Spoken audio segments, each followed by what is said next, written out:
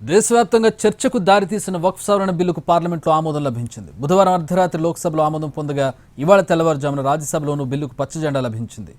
బిల్లుకు అనుకూలంగా 108 మంది సభ్యులు, వ్యతిరేకంగా 95 మంది సభ్యులు ఓటేశారు. బిల్లుపై అర్ధరాత్రి దాటే వరకు వాడివేడి చర్చ జరిగింది. సుమారు 17 గంటల పాటు చర్చ జరిగిన అనంతరం ఓటింగ్ నిర్వహించారు. వక్ఫ్ బిల్లుపై చర్చ సమయంలో విమర్శలు ప్రతివిమర్శలతో సభ హోరెత్తిపోయింది.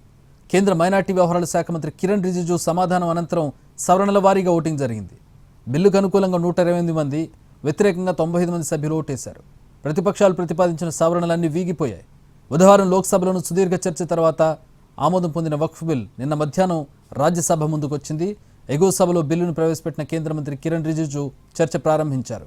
కొందరు విపక్ష ఎంపీలు బిల్లుకు నిరసనగా నల్ల బ్యాడ్జీలు ధరించి సభకు వచ్చారు. వక్ఫ్ చట్ట సవరణ బిల్లు ముస్లింలకు వ్యతిరేకం కాదని, ఏ ఒక్కరి మత విశ్వాసాలను దెబ్బతీయడం ప్రభుత్వ ఉద్దేశం కాదని కేంద్ర మంత్రి స్పష్టం చేశారు. వక్ఫ్ చట్ట సవరణ బిల్లు రాజ్యాంగానికి వ్యతిరేకమని కాంగ్రెస్ పార్టీ ఆరోపించింది.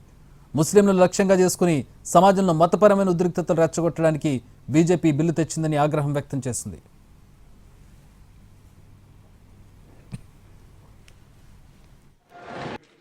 Ayes 128.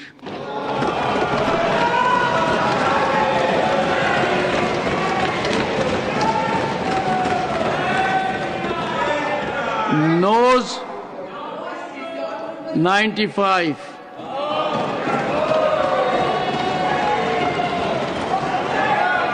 Abstention 0.